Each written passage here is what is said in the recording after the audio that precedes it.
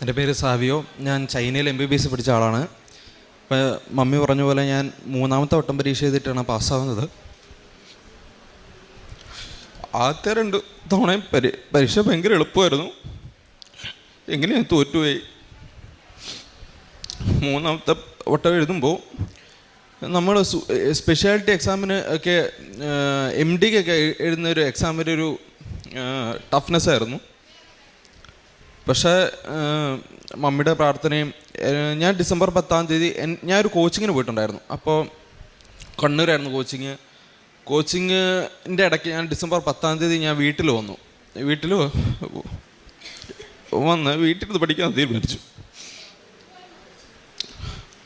അപ്പോൾ മമ്മി എല്ലാ ദിവസവും വന്ന് വെള്ളത്തിൽ ഉപ്പും കൃപാസന മാതാവിൻ്റെ ഉപ്പും തേനും ഒക്കെ തരുമായിരുന്നു.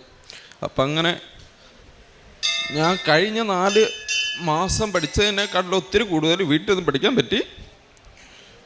അങ്ങനെ പരീക്ഷ പാസ്സായി. മാതാവിന് ഒത്തിരി നന്ദി.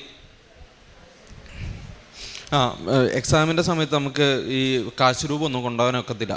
അപ്പോൾ മമ്മി എന്നെ ചെയ്തെന്ന് വെച്ച് കഴിഞ്ഞാൽ എൻ്റെ പാൻറ്റിൻ്റെ ഒരു സൈഡിൽ അകത്ത് ഇങ്ങനെ കാശ് രൂപം തുന്നിക്കെട്ടി ഇങ്ങനെ വെച്ച് തന്നു വിട്ടു. അപ്പോൾ എനിക്കറിയത്തില്ലാത്ത ക്വസ്റ്റ്യനൊക്കെ വന്നപ്പോൾ ഞാൻ എത്രയും ചെയ്യണം മാതാവി കാശ് രൂപത്തിലൊക്കെ തൊട്ട് ആൻസർ ചെയ്യാൻ നോക്കി.